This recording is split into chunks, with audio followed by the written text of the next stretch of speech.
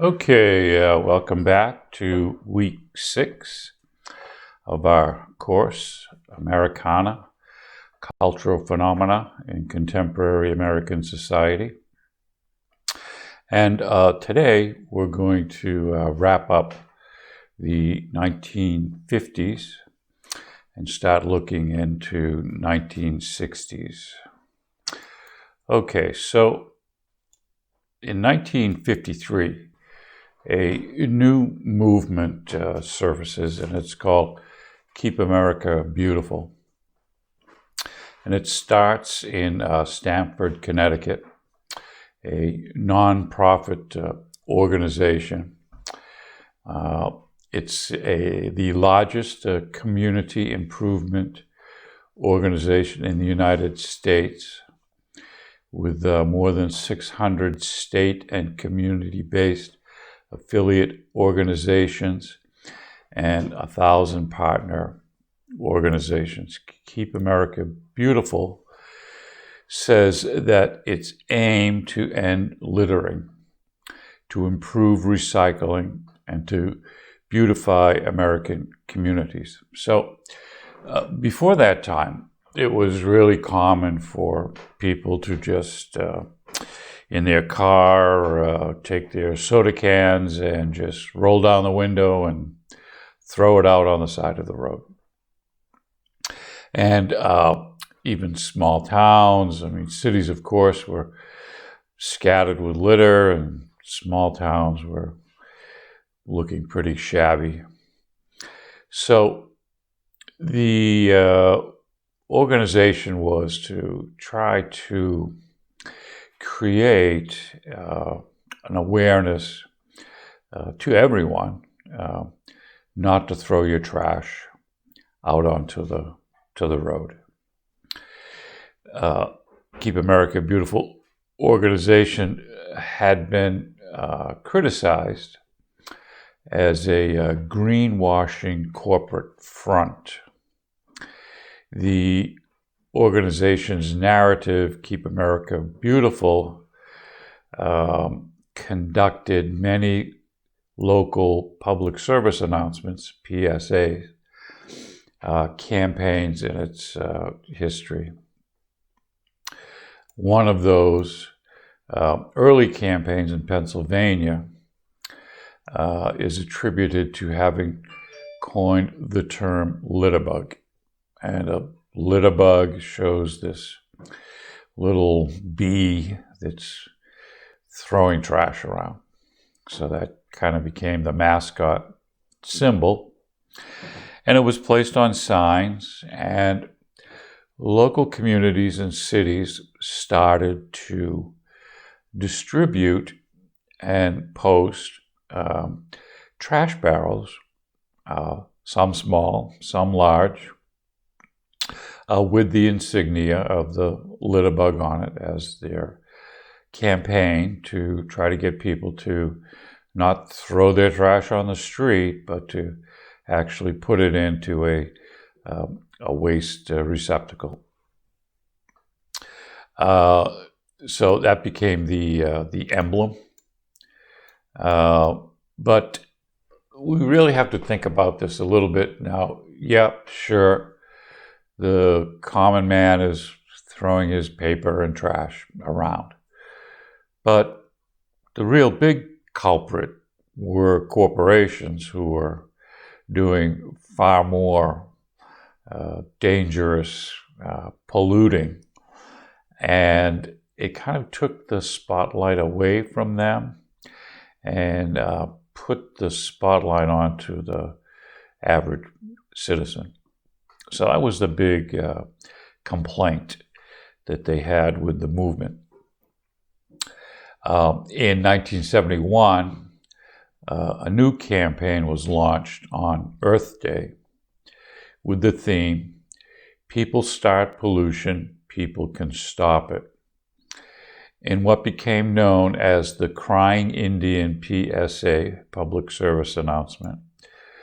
The television ad, narrated by actor William Conrad, famous in the day, featured actor Iron Eyes Cody, who portrayed a Native American man devastated to see the destruction of Earth's natural beauty caused by the thoughtless pollution and litter of modern society. This was played on TVs every few hours throughout the United States. And so here is a video of that commercial. Some interesting sidebar note, Iron Eyes Cody was born Aspira Oscar de Corte in 1904, and he was an Italian-American actor. He portrayed Native Americans in Hollywood films, and he also played Native American in this ad. So that the ad shows him in a canoe, kind of traveling about, seeing all the trash. And at the end, it shows him weeping at the destruction of man to its beautiful natural environment. So it shows him shedding a tear about litter in one of the country's most well-known television public service announcement from the group Keep America Beautiful. Living in Hollywood, he began to insist, even in his private life, that he was Native American. Over time, claiming membership in several different tribes. In 1996, Cody's half-sister said that he was of Italian ancestry, but he denied it. After his death, it was revealed that he was of Sicilian parentage and not Native American at all.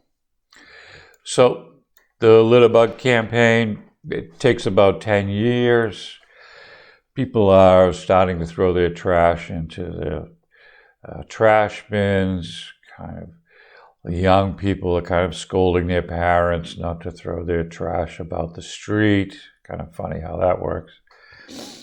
And the next phase was recycling, and that caused what's called the recycle craze. So there is no national law in the United States that mandates recycling. It's usually left up to the state and local governments to introduce their own recycling requirements. So back in 2014, about 35% of municipal solid waste sites were recycling. Of course, the usual suspects: California, Connecticut, Delaware, Hawaii, Iowa, Maine, Massachusetts, Michigan, New York, Oregon, and Vermont passed pretty stringent laws on. One was a refund for beverage containers. So you pay extra, but when you bring your bottles and cans back, you get your money back. So as an incentive to recycle. And so that kind of ends our piece. Recycling today is just so common. Local governments, municipalities here in Massachusetts, for a while before COVID, took the plastic bags out of supermarkets and replaced them with paper bags. But we're kind of back to the plastic bags for now until things get better. So really, local governments have kind of stepped up to the plate. You can be fined $250 for throwing trash out on on the highway these days. So America made a big change about cleaning up its personal mess. Okay, so that's it for this slide. Okay, so back to our timeline. 1957, Sputnik, a Russian satellite, is launched. And it was the first artificial Earth satellite.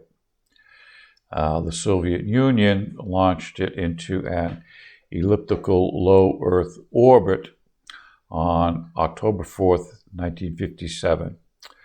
It orbited for 3 weeks before its batteries died, and then orbited silently for 2 months before it fell back to Earth. And I remember this. This was kind of a big deal.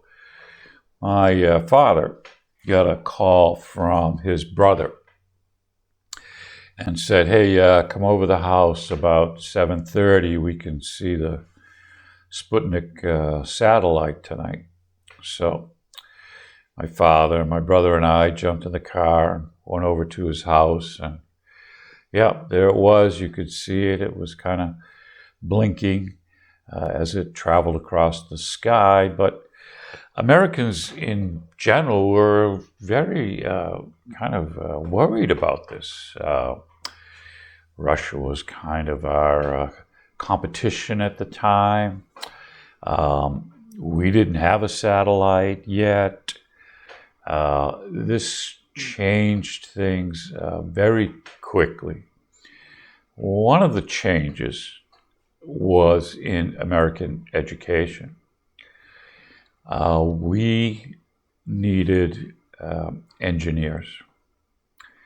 So what the American school system did previously was kind of a general education focusing on language arts and civics and that sort of thing. After Sputnik, they changed the whole education program to focus on science, mathematics, leading to engineering. Big push for students to continue their education after high school, go to college. And America starts its space program. So first, send up capsules full of animals, see how that does. It creates its first satellite to orbit the world. Eventually, it sends man up on a real quick up and down flight. Eventually, man orbits the Earth 3 times, crashes into the ocean. And President Kennedy makes a statement that we're going to send somebody to the moon by the end of the decade, meaning by the end of the 60s, which he does. He doesn't get to see it, but we do. We eventually land on the moon. From there, we set up an international space station. This becomes a cooperative global effort with astronauts from all over the world going up as a kind of a research center. America creates a telescope that's sent up on its own mission. It's called the Hubble telescope. They set up the space shuttle. A couple of really bad accidents happen as a result of that program. But most recently, within the last year, a new military division has been set up called the Space Force. So astronauts kind of become the superheroes in American popular culture. This is an article from Space Travel in Literature and Popular Culture from astronauts.com. So the story starts with this French author. His name was Jules Verne. And in 1865, he writes a novel entitled From the Earth to the Moon. And in that novel, he actually makes some predictions 100 years before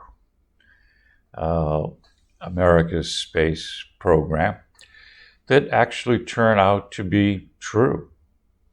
And here's some of those predictions that he made that were correct.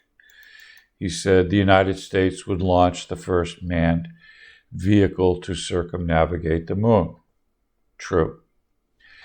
He said the cost of the program would be, in today's price, about $12 billion, and it cost about $14 billion. So pretty good, pretty accurate. He said in his story the spacecraft would have a crew of 3. Well, that was the number and the crew of the moon mission. He said the spacecraft would be built predominantly of a metal called aluminum, which is absolutely true. So in Verne's novel, he actually uses a cannon to launch the spacecraft. And the name of the cannon was called Columbiad. Now, the Apollo 11 command module was named Columbia. So, I mean, come on, how did that happen?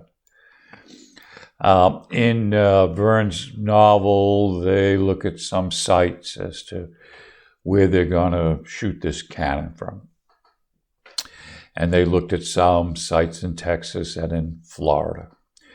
And it was finally decided that Florida would be the launch pad for Verne's cannon. And the launch pad for our moon mission was Cape Canaveral, Florida.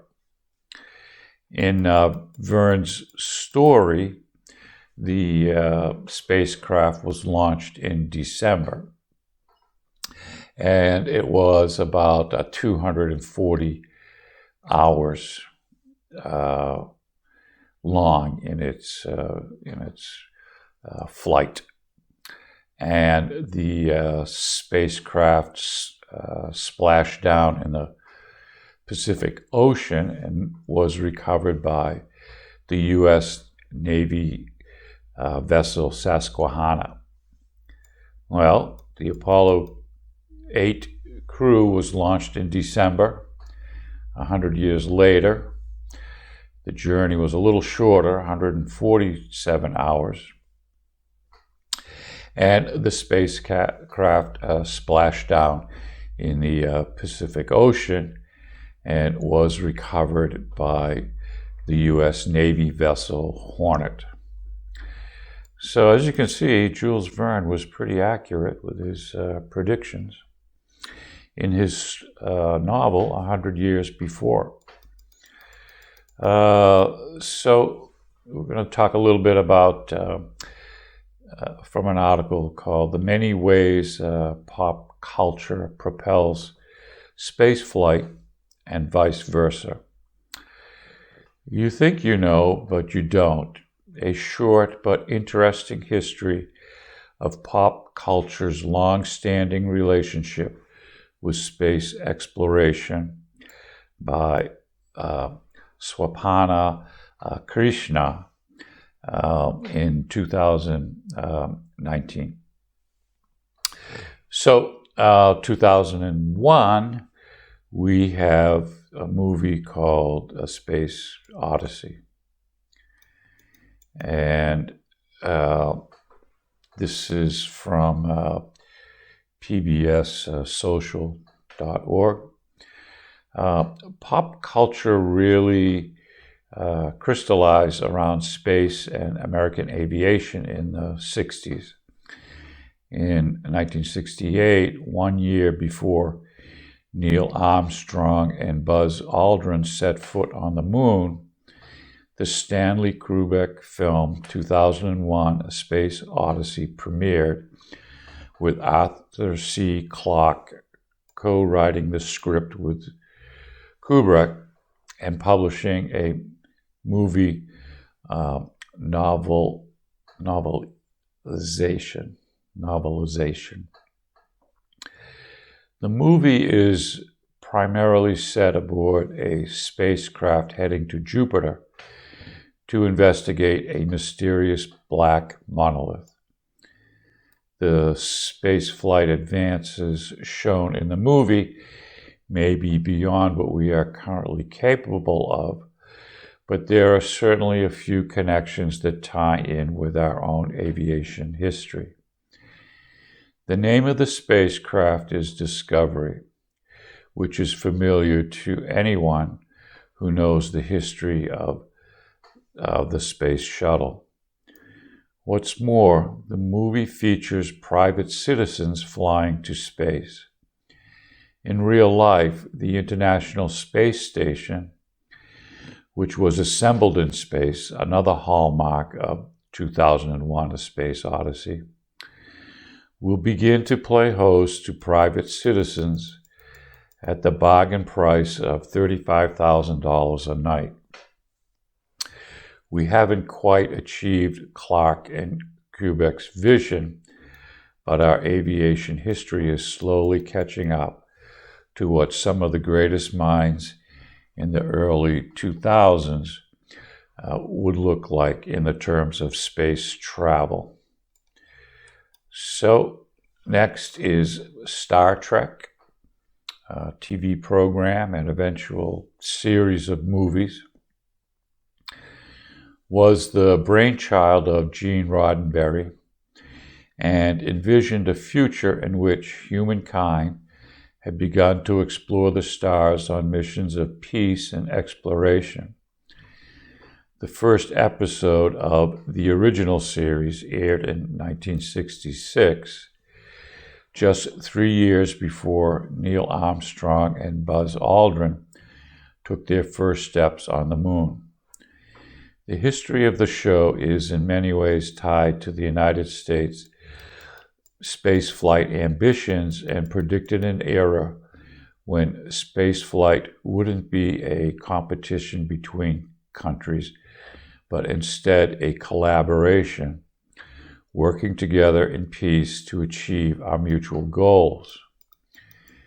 In 1977, NASA approached actress Nichelle Nichols, who played Lieutenant Uhura on the original series, for assistance with astronaut recruitment.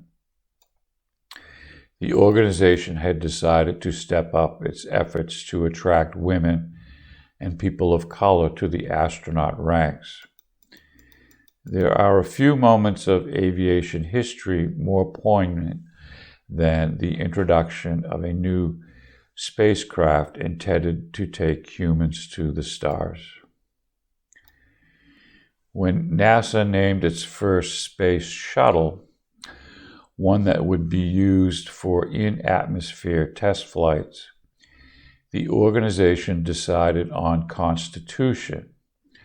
However, then President Gerald Ford, presumably prompted by a massive write-in campaign organized by Star Trek fans, ordered NASA to change the name to the Enterprise. The space shuttle is now on display aboard the USS Intrepid in New York City. Recently, The Martian, which was penned by Andy Weir and turned into a hit movie starring Matt Damon, is one of the likeliest predictors of where human space travel will head next.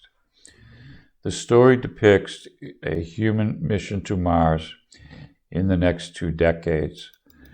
While NASA has set a deadline of 2024 to return humans to the lunar space surface as part of Project Artemis, who is the sister of Apollo from Greek mythology.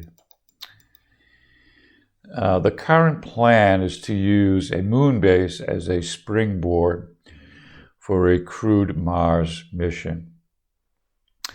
It's fascinating to look back at pop culture to see how Hollywood and the space program have intertwined, often feeding off each other for inspiration and direction. Other notable films about American space travel. So the movie called The Right Stuff about astronauts. Apollo 13 about a mission that had to return to Earth before it could land on the moon. In music, we have several songs. Moon Dance became popular, sung by Van Morrison. David Bowie's Space Oddity, Walking on the Moon by Police, and Dark Side of the Moon by Pink Floyd. Michael Jackson makes famous the dance called the moonwalk.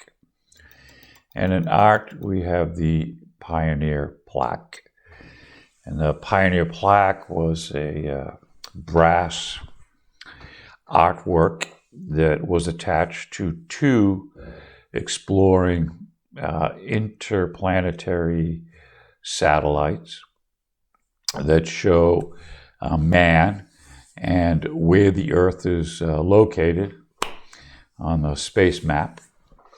So to kind of tie all of this up together, here is a video called How the Moon Landing Changed Pop Culture. So one last bit, Oscar Wilde, Irish writer, made an interesting statement. He says that life imitates art far more than art imitates life. Perfect example of this would be pop culture and space travel. Okay, so let's take a look at that video, How the Moon Landing Changed Pop Culture. Okay, on this slide here, we're going to talk about a doll that hit the market in America called Barbie. So Barbie is a fashion doll manufactured by American toy company Mattel and launched in March of 1959. American businesswoman Ruth Handler created the doll based on a model of a German doll called Bild Lily as her inspiration. Mattel has sold over 1 billion Barbie dolls, making it the company's largest and most profitable line. However, sales have declined sharply since 2014. The doll has transformed the toy business in affluent communities worldwide, becoming a vehicle for the sale of related merchandise, accessories, clothes, friends of Barbie. Barbie had a significant impact on social values by conveying characteristics of female independence and her multitude of accessories, an idealized upscale lifestyle that can be shared with affluent friends. Starting in 1987, Barbie had expanded into a media franchise, including animated films, television specials, video games, and music. Do girls play with dolls today? Yes, absolutely. So Barbie didn't come without a few controversies. And one was body image. From the start, some complained that the blonde plastic doll conveyed an unrealistic body image to girls. Another complaint was diversity. Complaints also point to a lack of diversity in the line. And the company, Mattel, responded to those criticisms.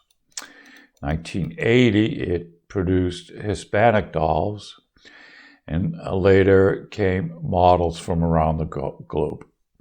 For example, 2007, it introduced Cinco de Mayo Barbie, wearing a ruffled red, white, and green dress, echoing the Mexican flag.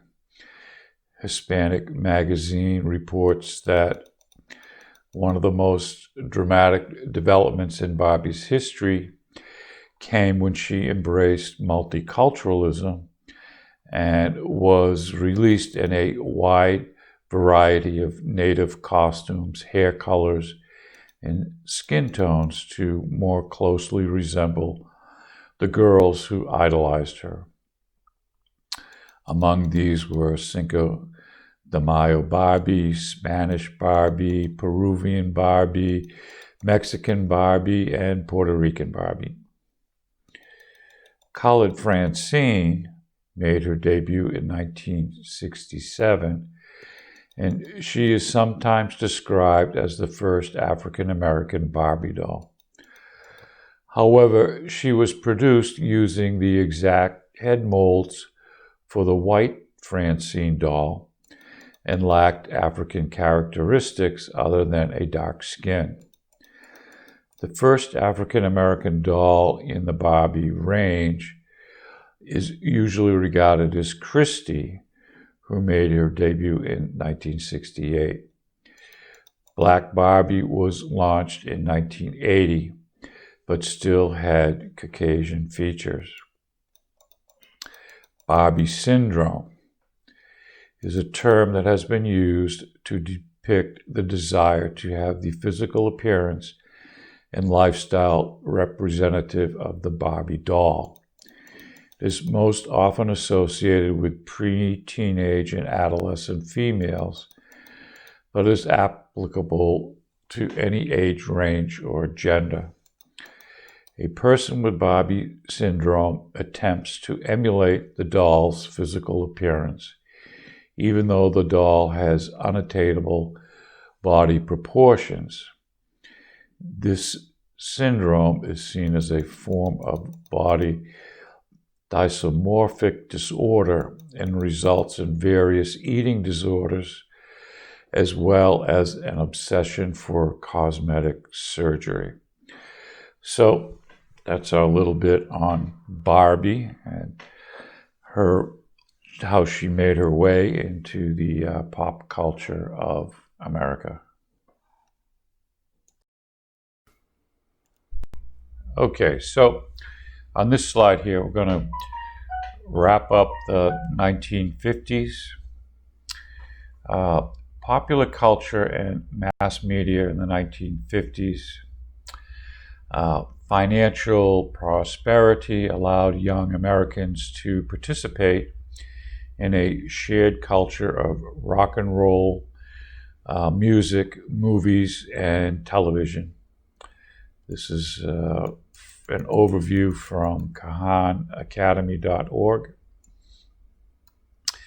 In the 1950s and 60s, young Americans had more disposable income and enjoyed greater material comfort than their forebears, which allowed them to devote more time and money to leisure activities and consumption of popular culture. rock and roll, a new style of music which drew inspiration from African American blues music, embraced themes popular among teenagers, such as young love and rebellion against authority. In the 1950s, the new technology of television began to compete with motion pictures as a major form of popular entertainment. The post-war boom in popular culture. In the aftermath of World War II, the United States emerged as the world's leading industrial power. Generous government support for education and home loans, coupled with a booming economy, meant that Americans in the post-war era had more discretionary income than ever before. The 50s and 60s had a bumper crop of children born after World War II, known collectively as the baby boomers, growing into teenagers and young adults.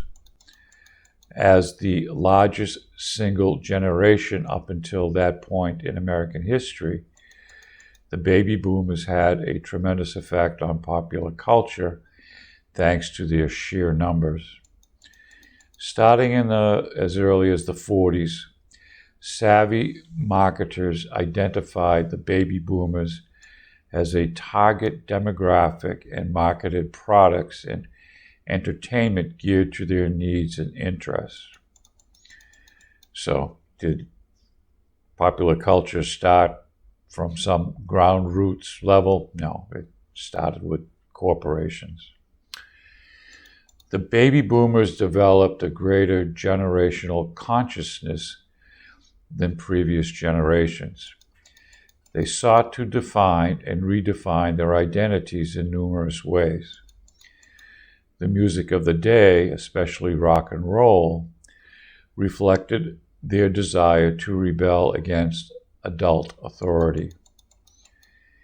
Other forms of 1950s popular culture, such as movies and television, sought to entertain while reinforcing values such as religious faith, patriotism, and conformity to social norms. Rock around the clock. In the late 1940s, some white country musicians began to experiment with the rhythms of the blues, a decades-old music genre of rural Southern Black people. This experimentation led to the creation of a new musical form known as rockabilly. By the 1950s, rockabilly had developed into rock and roll. Rock and roll music celebrated themes such as young love and freedom from the oppression of middle-class society. It quickly grew in favor among American teens during the 50s, thanks largely to the efforts of disc jockey Alan Freed. Freed named and popularized rock and roll by playing it on the radio in Cleveland, where he also organized the first rock and roll concert, and later in New York. The theme of rebellion against authority, present in many rock and roll songs, appealed to teens.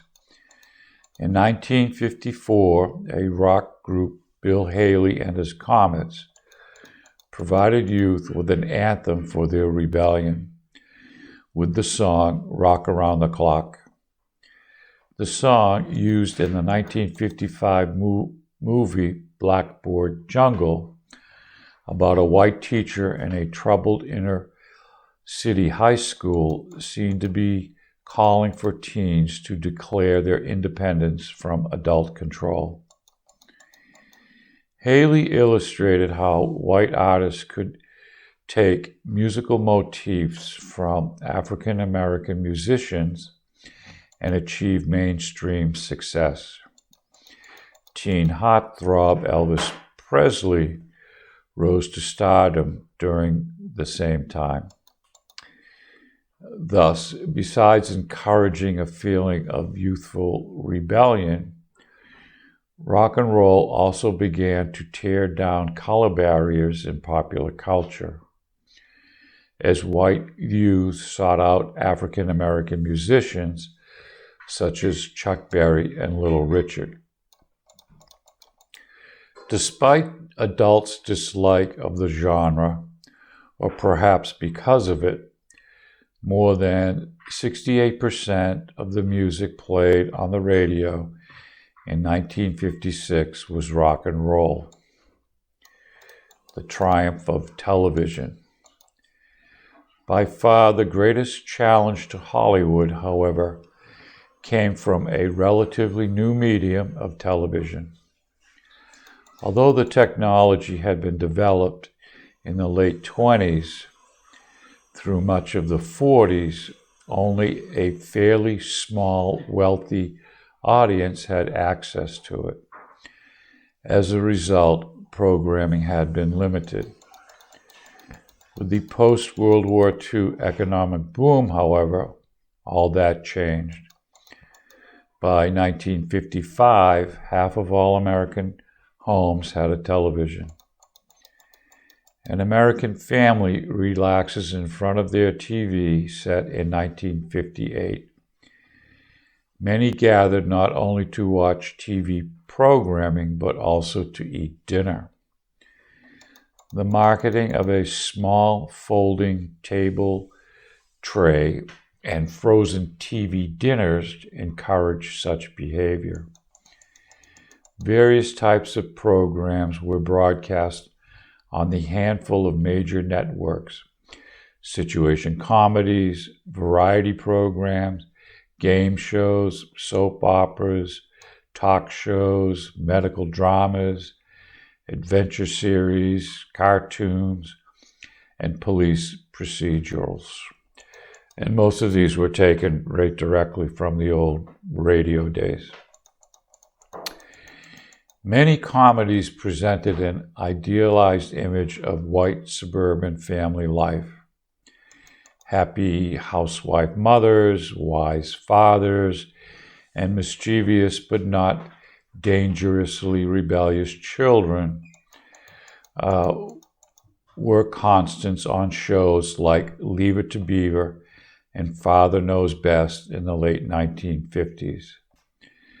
These shows also reinforce certain perspectives on the values of individualism and family values that came to be redefined as American.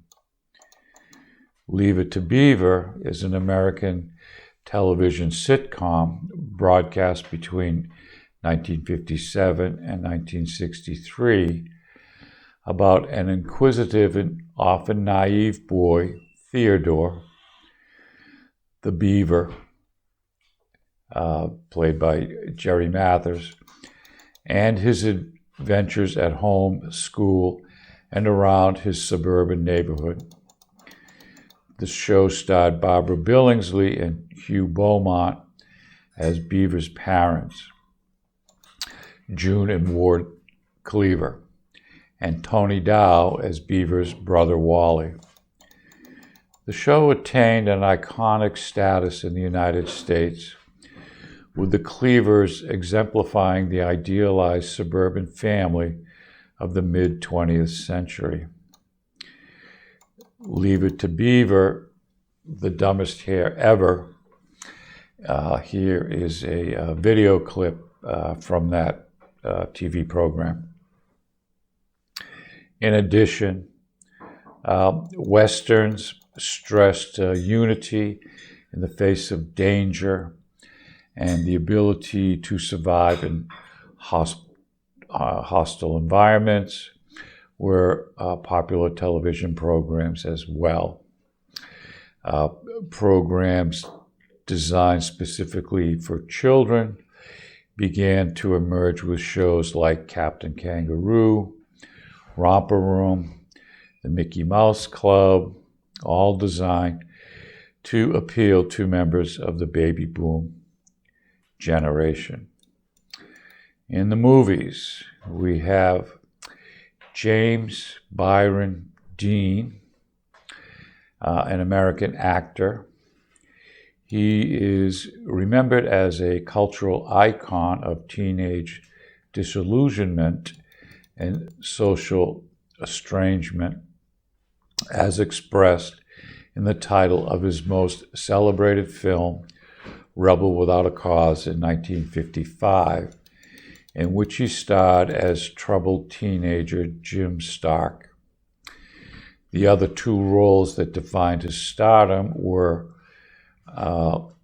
East of Eden and a surly ranch hand, Jet Rink, in a movie called Giant. He dies in a car crash, and he receives Academy Awards after he passes away for Best Actor. The American Film Institute ranked him the 18th best male movie star of the golden age of Hollywood in AFI's 100 Years star list. He was our angry young man, the delinquent, the tough, the rebel who stood at the center of our common experience. Marlon Brando is a cultural icon with enduring popularity. His rise to national attention in the 1950s had a profound effect on American culture. According to film critic Pauline Kael, Brando represented a reaction against the post-war mania for security. As a protagonist, Brando of the early 50s had no code, only his instincts. He was a development from the gangster leader and the outlaw. He was antisocial because he knew society was crap. And he was a hero to youth because he was strong enough not to take the crap. Brando represented a contemporary version of the free American. Brando is still the most exciting American actor on the screen. Sociologist Dr. Suzanne McDonald Walker states, Marlon Brando, sporting leather jacket, jeans, and a moody glare, became a cultural icon, summed up the road in all its maverick glory. His portrayal of the gang leader, Johnny Strabbler, in The Wild Ones has become an iconic image used both as a symbol of rebelliousness and a fashion accessory that includes a perfecto-style motorcycle jacket, a tilted cap, jeans with sunglasses. Johnny's haircut inspired a craze for sideburns, followed by James Dean and Elvis Presley, among others. Dean copied Brando's acting style extensively, and Presley used Brando's image as a model for his role in Jailhouse Rock. The "I could have been a contender" scene from On the Waterfront, according to the author of Brooklyn Boomer, Martin H. Levinson, is, quote, one of the most famous scenes in motion picture history, and the line itself has become part of America's cultural lexicon. An example of the endurance of Brando's popular Wild One image was the 2009 release of replicas of the leather jacket worn by Brando's Johnny Strabbler character. The jackets were marketed by Triumph, the manufacturer of Triumph Thunderbird motorcycles, featured in The Wild One and were officially licensed by Brando's estate. Here's a video clip of I Could Have Been a Contender from Marlon Brando's starring role in the movie On the Waterfront.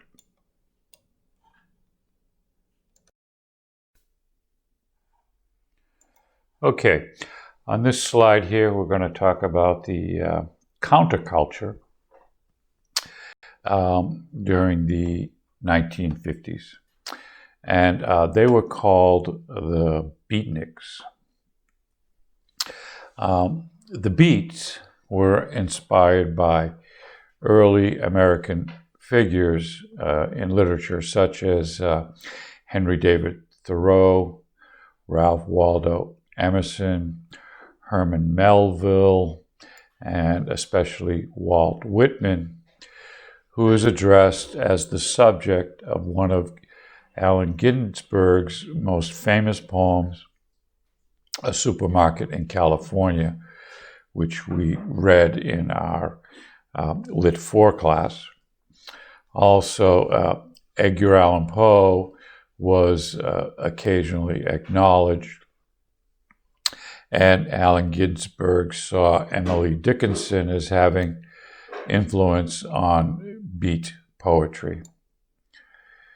So, how the Beatnik style made the underground mainstream by Maisie Skidmore on anothermag.com.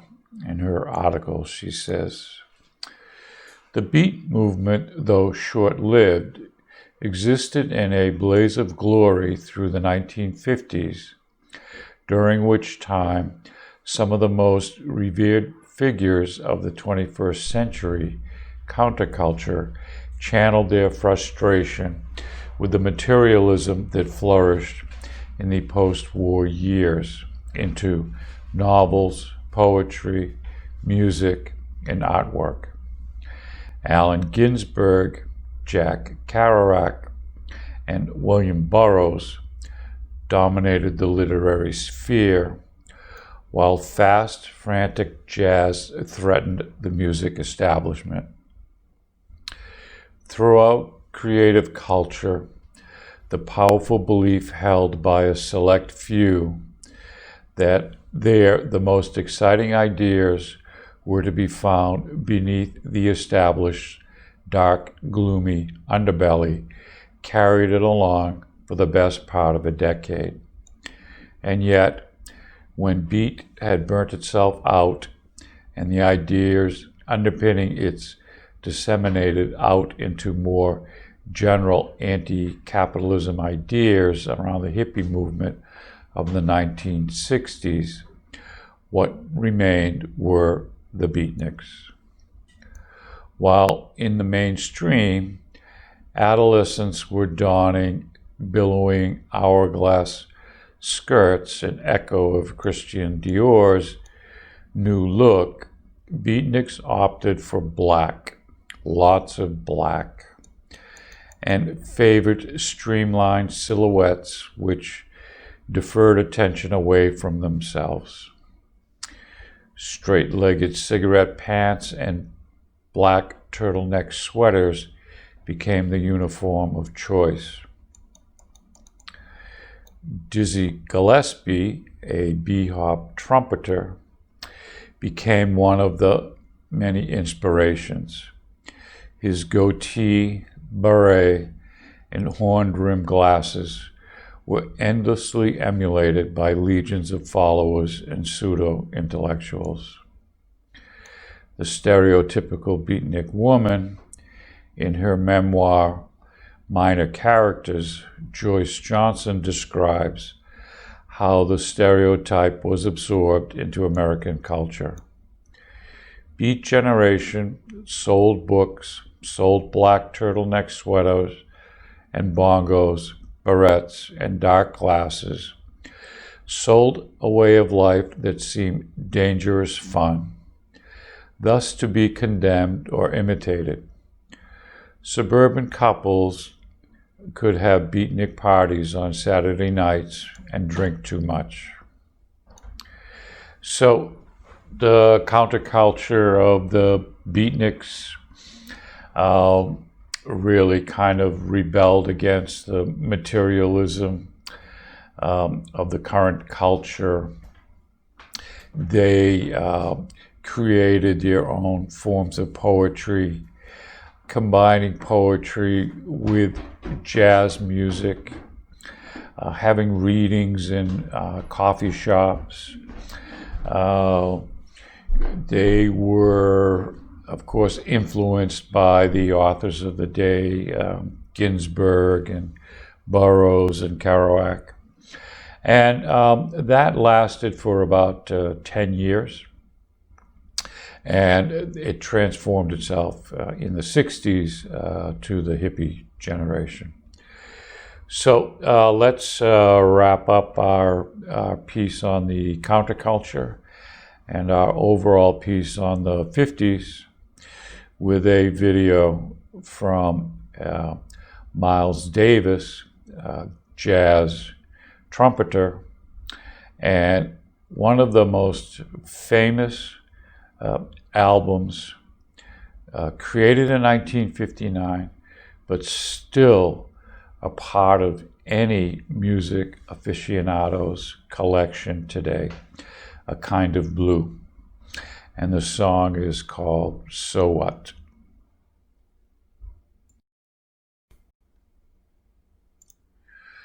Okay, so let's move on to the 1960s. This is from an article from pbs.org. It's called Pop Culture, The Way We Were. So the article goes on to say, pop culture is that loose blend of books, music, fashion, and other daily short-term materials that contributes to the identity of a society at a particular point in time. In essence, pop culture is a self-portrait created through purchasing power. In the 60s, radio, film, television, and books carry the essence of American popular culture. In 1960, nearly half of America's population is under 18 years old. It's the youngest society and the most affluent generation in U.S. history. American teenagers have $22 billion a year at their disposal. That would be equal to about $140 billion in 2005 dollars. The best-selling books often reflect a society's most pressing concerns. Definitive reads of the decade include To Kill a Mockingbird and Valley of the Dolls. But evenings spent with a good book are on the way out. TV is the new centerpiece. Color TV arrives in the early 60s and is embraced far more rapidly than the old black and white sets. By the end of the decade, 90% of homes have at least one television. The Beatles are heard everywhere. Pocket-sized transistor radios, 8-track stereos in cars, and portable record players. Everyone with a radio can sing along to the thrilling quality of stereo FM broadcasts. Even though Elvis works hard to keep up, music is changing for the good. The brightest stars are linked to the British invasion and the Motown and San Francisco sounds. The advent of color TV has a direct and immediate impact on drive-in movie theaters. In 1962, there are 6,000 drive-ins in the United States. A year later, there are only about 3,500. Walk-in theaters also feel the change as more people choose to stay home and watch the three networks fight for ratings. The movie industry peaks in 1964 with the release of 500 films. Box office sales will continue to increase their ticket prices, but the selection of films is never again so varied. Mainstream religion is on the wane, except for evangelical churches and a new kind of relaxed, non-denominational church.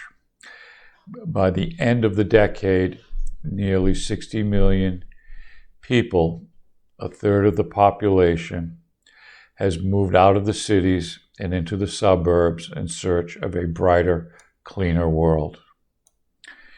This is PBS's Pop Culture Timeline. So,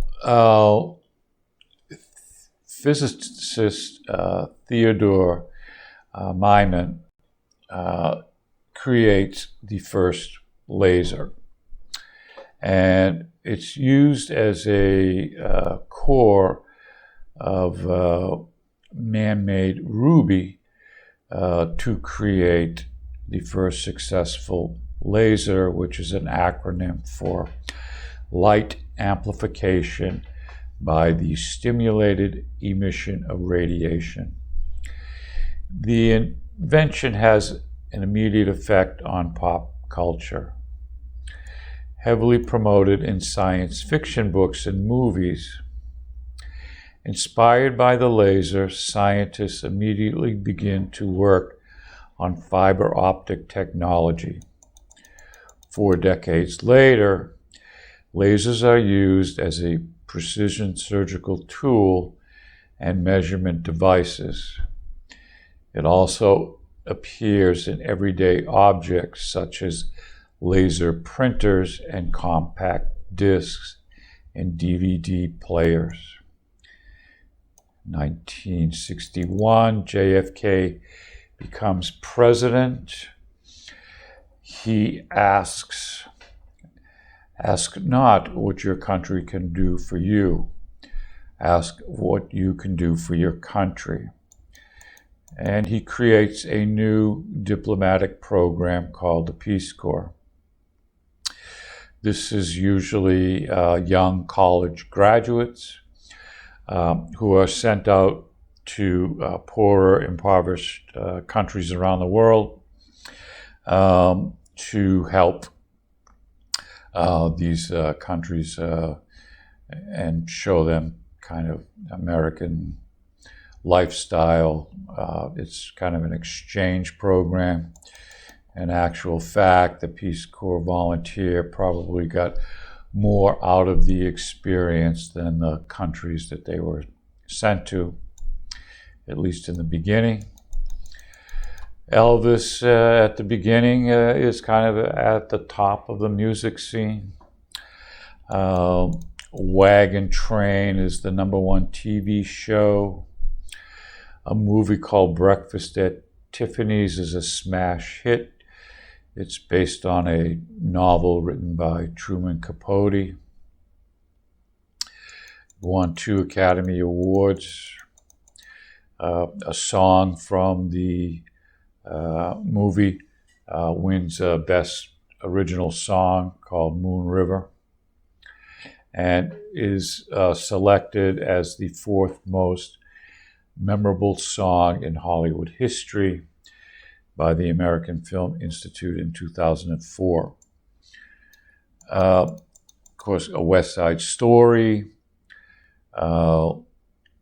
2001 A Space Odyssey is released, the first man in space, a Russian, also Roger Maris, a baseball player, breaks Babe Ruth's single-season home run record, hitting 61 homers in 1961. Comic book called The Fantastic Four debuts 1961. Chubby Checker invents a new dance called the twist, which is partners don't hold each other while dancing. You're separated. It wins the single best record in 1961. Ray Charles, also an African-American blind singer, ushers in a song called Georgia on My Mind. And we have a video in the description box below of Ray Charles singing Georgia on My Mind. 1962, Ken Kesey publishes a book called Cuckoo's Nest, which creates the movie One Flew Over the Cuckoo's Nest. And it's a grim satire set among the patients and workers in a mental institution. 1963, the first artificial heart is implanted by Dr. Michael E. DeBakey in Houston, at a Houston hospital. The patient survives for only 4 days. Also in 1964, smoking becomes hazardous to your health. The first Surgeon General's report on smoking and health, in a landmark document contradicting decades of tobacco advertising that suggest healthful benefits. And commercials before then would actually show doctors smoking cigarettes and saying how healthy it was. So the Surgeon General releases this report, and it contains powerful material and intentionally leaves much to speculation. It's released on Saturday morning to deter a knee-jerk reaction in the stock market on Wall Street. Acting voluntarily, the New Yorker and other leading magazines start to refuse tobacco advertisements. Within months, Congress has passed the Federal Cigarette Labeling and Advertising Act of 1965, requiring health warnings on packages and banning ads on television. 1964, the rock group from England, the Beatles, appear on the Ed Sullivan Show. The Beatles make 2 appearances on Ed Sullivan, and over 70 million young people are watching the show. So here's a video clip of that performance. The Beatles start a whole new wave of music. In 1965, Ralph Nader writes a book called Unsafe at Any Speed, where he questions the motives of the auto industry. September 1965, the Hippie comes into being. Michael Fallon starts a series of stories of the San Francisco Examiner introducing the word hippie to readers. Fallon's articles describe the migration of beatniks from North Beach to Haight-Ashbury in search of cheaper rents, some popular hippie hangouts such as the notorious Blue Unicorn, and the generally bohemian lifestyle of the beatnik hippie community. Fallon's articles are widely read, but hippie doesn't appear in mainstream language for another 2 years. So here's a quick video on the hippie movement. The 1966, we're in the middle of the Cold War, a non-participant war between the United States and Russia. The movie industry creates a satire movie of the Cold War, and it's a film called The Russians Are Coming. And it tells the story of a comic chaos which ensues when a Soviet submarine runs aground near a small New England town. It was kind of poking fun of the Cold War. Also, 1966, Star Trek debuts on television. For the next 3 years, science fiction programming goes where no TV series has gone before. 1967 is the first Super Bowl. 40 million TV viewers watched the Green Bay Packers beat the Kansas City Chiefs. In 1967, the Summer of Love.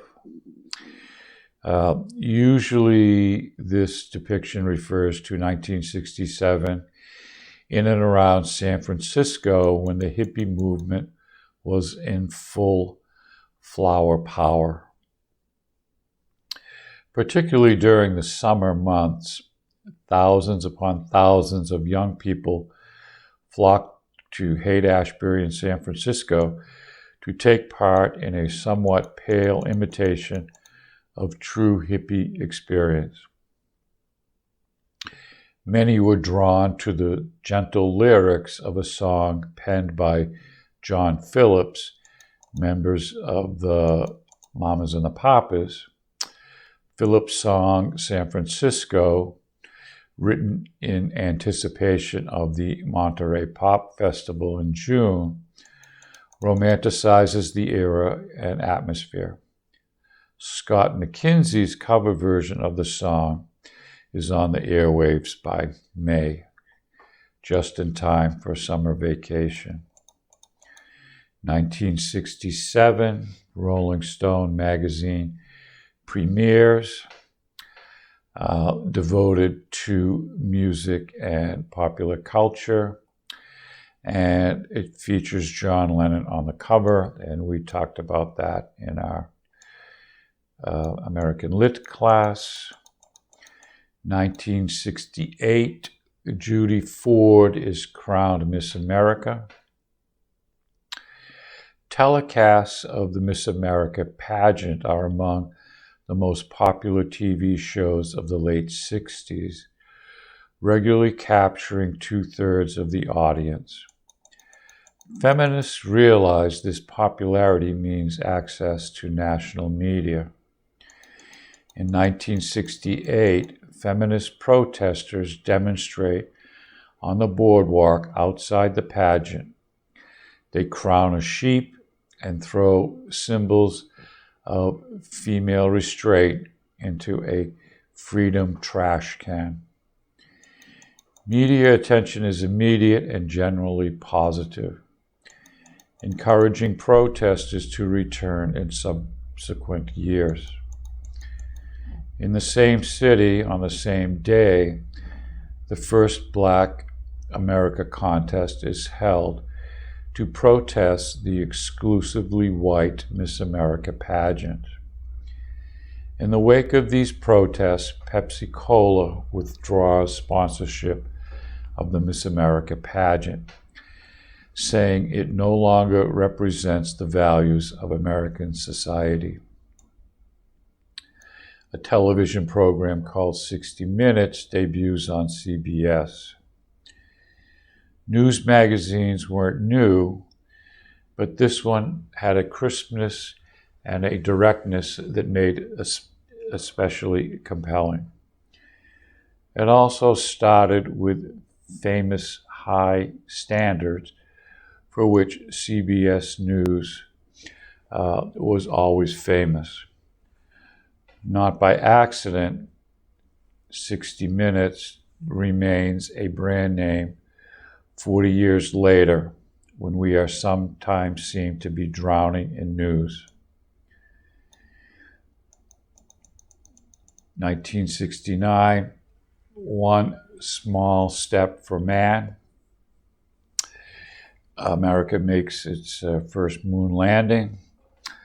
Along with Walter Cronkite, over 500 million people watch as Apollo 11 lander settles on the lunar surface at 4:19 p.m. Eastern Daylight Time. News anchor Cronkite was almost speechless, exclaiming, "Man on the moon? Oh boy." 6 hours later, people are still riveted to the images from space as Neil Armstrong gently sets foot onto the powdery surface of the moon at 10:56 p.m. Buzz Aldrin also walks on the moon, while the third member of the mission, Michael Collins, remains in orbit aboard the command module. August 1969, Woodstock, 3 days of peace and love. An estimated audience of over 400,000 people gather for 3 days of music at Bethel, New York, swarming across the pastures of Max Yasgur's dairy farm. The festival is the brainchild of 4 men under age 26, including one with a multi-million-dollar trust fund. Only 186,000 tickets are sold, so around 200,000 people are expected. But the amazing lineup of bands and musicians draws many more.